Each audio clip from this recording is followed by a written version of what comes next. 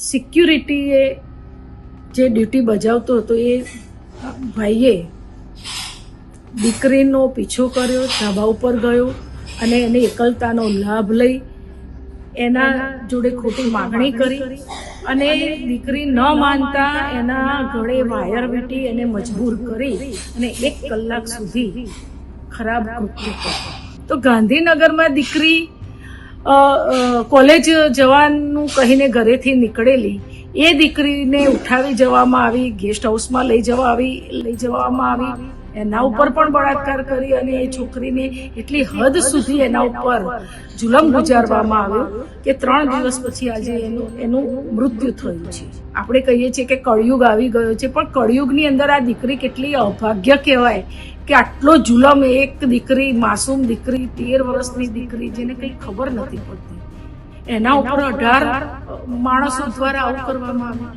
એટલે એવું નથી કે આ કિસ્સાઓ ઓછા છે, ઘરે ઘરે જોવા જઈએ તો દરેક સોસાયટી, મોહલ્લાની અંદર આજે આપણી દીકરીઓ ભણી ગણીને આગળ વધી છે। આપણે કહીએ છીએ કે જમાનો ખૂબ આગળ વધી ગયો અને દેશનો વિકાસ થયો, લોકોનો વિકાસ થયો, પણ તમે જુઓ તો ખરા કે આપણો વિકાસ કઈ બાજુ થયો છે? અધોગતિ બાજુ થયો છે। હું તો કહું છું કે આ ગુનેગારોને શું કરવું જોઈએ એવા સવાલો પૂછશો નહીં, એને કરો, એને ફાંસીની સજા આપો। 2-4 ગુનેગારોને તમે ઓન ધ સ્પોટ, એના માટે કોર્ટની રાહ જોવાની જરૂર નથી। ફાસ્ટ કોર્ટ દ્વારા સરકાર મોટી મોટી વાતો કરે છે, પણ એમાંનું કરે છે શું?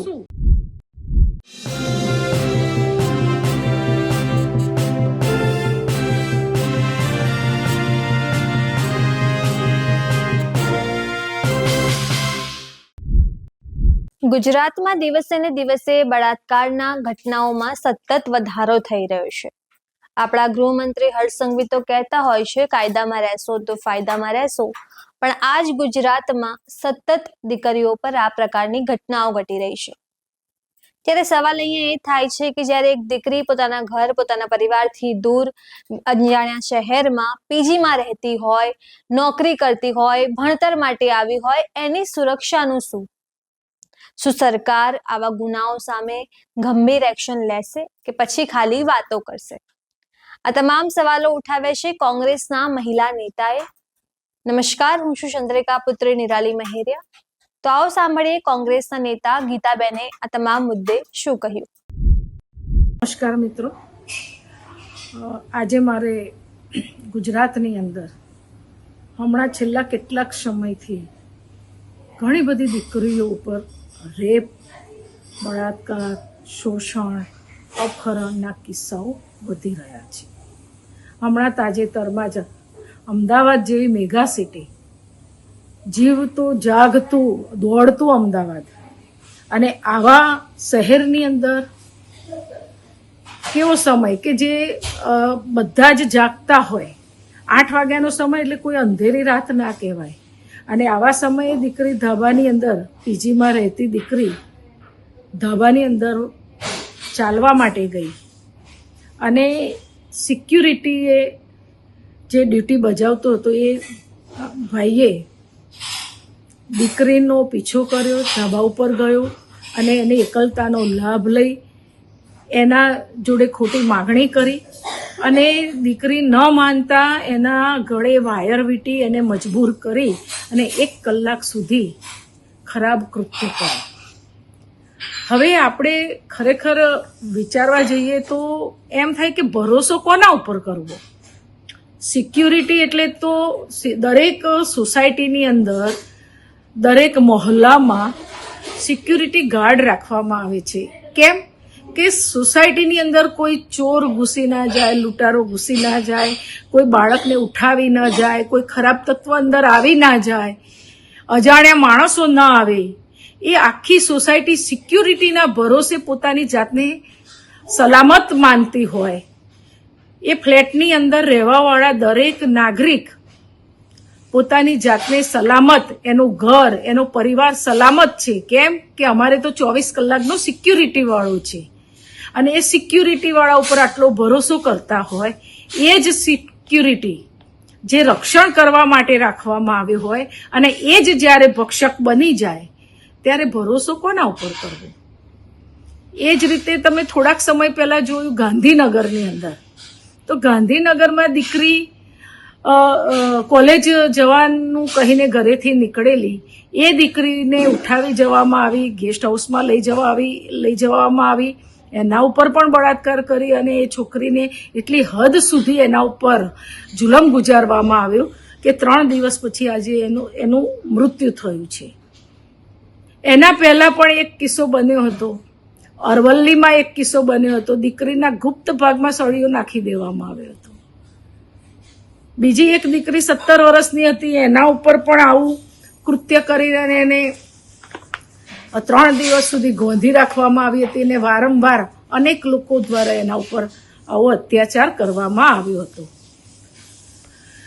થોડાક સમય પહેલા રાજસ્થાનનો આપણે એક કિસ્સો જોઈએ તો રાજસ્થાનની દીકરી 13 વર્ષની દીકરી સ્કૂલેથી પરત જતી હતી, રિક્ષા કરીને ઘરે જવા માટે એ દીકરી બેસેલી અને રિક્ષાવાળો એને ડાયરેક્ટ ગેસ્ટ હાઉસમાં વેચી મારે છે અને એ હોટલવાળો બીજી હોટલમાં અને ત્રીજી હોટલમાં કરી અને 18 નરાધમો દ્વારા એ દીકરી ઉપર જુલમ ગુજારવામાં આવ્યો, બળાત્કાર કરવામાં આવ્યો, વારંવાર રેપ કરવામાં આવ્યો. તમે વિચાર કરો કે આ કળયુગની અંદર આનાથી ખરાબ કોઈ કિસ્સો ખરો? આપણે કહીએ છીએ કે કળયુગ આવી ગયો છે, પણ કળયુગની અંદર આ દીકરી કેટલી અભાગ્ય કહેવાય કે આટલો જુલમ, એક દીકરી, માસૂમ દીકરી, 13 વર્ષની દીકરી જેને કંઈ ખબર નથી પડતી, એના ઉપર 18 માણસો દ્વારા આવું કરવામાં આવે. વાત કરતા પણ આપણા રૂવાટા ખડા થઈ જાય છે. ખરેખર દિવસે ને દિવસે ગુજરાતની અંદર પણ ખૂબ કિસ્સાઓ વધી રહ્યા છે. આના માટે સરકારે જાગવું પડશે, મા બાપે તો જાગૃત બનવું જ પડશે, કારણ કે હવે તો સવાલ એવો થયો છે કે ભરોસો કોના ઉપર કરવો અને ક્યાં કરવો. થોડાક સમય પહેલા એક કિસ્સો એવો પણ આવ્યો કે એના બાપે જ દીકરીઓ ઉપર વારંવાર બળાત્કાર કર્યો, કેટલાય સમય સુધી દીકરીઓનું શોષણ કર્યું. એટલે હવે તો ભરોસો પણ કોના ઉપર કરવો. થોડાક સમય પહેલા ભારતીય જનતા પાર્ટીના કાર્યકર્તાઓ અને નેતા દ્વારા પણ પેલી કાર્યકર્તા બેનને અશોભનીય માગણીઓ કરવામાં આવે, બ્લેકમેલિંગ કરવામાં આવે, એમનું શોષણ કરવામાં આવે. તમે જુઓ તો ઓફિસની અંદર ઘણી દીકરીઓ પોતાની ઇજ્જત સાચવવા અને ઘણા પરિવારો પોતાની દીકરીનું ભવિષ્ય બગડે નહીં, એને સારું ઘર નહીં મળે, એને સારી જગ્યાએ સમાજમાં ઊભા રહેવાનું છે, આ બધો વિચાર કરી અને મૂંગા રહે છે, મૌન રહે છે. એ લોકો કેસ નથી કરતા અને સહન કરી લે છે, કાં તો જગ્યા બદલી નાખે છે. એટલે એવું નથી કે આ કિસ્સાઓ ઓછા છે. ઘરે ઘરે જોવા જઈએ તો દરેક સોસાયટી, મોહલ્લાની અંદર આજે આપણી દીકરીઓ ભણી ગણીને આગળ વધી છે. આપણે કહીએ છીએ કે જમાનો ખૂબ આગળ વધી ગયો અને દેશનો વિકાસ થયો, લોકોનો વિકાસ થયો, પણ તમે જુઓ તો ખરા કે આપણો વિકાસ કઈ બાજુ થયો છે? અધોગતિ બાજુ થયો છે. દીકરીઓ જે સેફ હતી, જે સહી સલામત ફરી શકતી હતી, એ દીકરીઓને અત્યારે હાલ બહાર મોકલતા પણ ડર લાગે છે. દીકરી ઘરે પાછી ના આવે ત્યાં સુધી મા બાપ પણ સૂઈ શકતા નથી. હવે ક્યાં જઈને આ બધું અટકશે? આના માટે શું? તો આ ગુનેગારોને પકડ્યા ખરા, તમે અત્યારે બતાવો છો, પોલીસ કર્મચારીઓએ ખૂબ સારો રોલ નિભાવ્યો છે. 10 કલાકમાં એને પકડી લીધો, એના ઉપર ફરિયાદ થઈ ગઈ. ગાંધીનગરમાં પણ પેલા પેથાપુરના ગુનેગારને પકડી લીધો, એના ઉપર ફરિયાદ થઈ ગઈ. મહેસાણાની અંદર તમે જુઓ, હમણાં થોડાક સમય પહેલા ગયા વર્ષે ગાંધીનગરમાં 5 વર્ષની દીકરી ઉપર બળાત્કાર થયો હતો અને એના ગુનેગારને પણ પકડવામાં આવ્યો. મહિલાઓ ક્યાંય સુરક્ષિત નથી. ખરેખર ખૂબ દુઃખની વાત છે.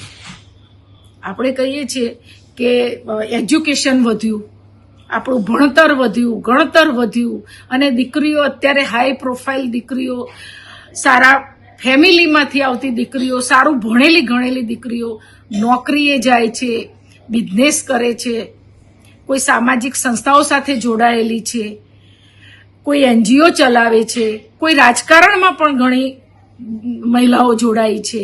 તો ભરોસો ક્યાં કરવો, કોનો કરવો અને કઈ રીતે કરવો? ક્યાંય સેફ નથી મહિલા. આજે આપણે બેટી બચાવો બેટી પઢાઓની વાતો કરીએ છીએ. બેટી કોનાથી બચાવવાની એ વિચારવાનો સમય આવી ગયો છે. અને માટે જ મારે આજે ગૃહમંત્રીને કહેવું છે અને ભૂપેન્દ્રભાઈ આપણા મુખ્યમંત્રીને પણ કહેવું છે કે ગુજરાતની અંદર હવે ટૂંક સમયમાં નવરાત્રીનો તહેવાર આવશે. 1 વર્ષ પહેલા નવરાત્રીના સમયે દીકરીને એનો બોયફ્રેન્ડ લઈને બહાર બેસેલા હતા અને કેટલાક લુખ્ખા તત્વો આવીને એના ઉપર બળાત્કાર કરે છે. તો આ બધું વિચારવાનો સમય આવી ગયો છે. આ નવરાત્રીના તહેવારની અંદર દીકરીઓને સેફ રાખવા માટે કડક પગલાં ભરવા પડશે. તમારે કડક નિયમો લાવવા પડશે. હું તો કહું છું કે આ ગુનેગારોને શું કરવું જોઈએ એવા સવાલો પૂછશો નહીં, એને કરો, એને ફાંસીની સજા આપો.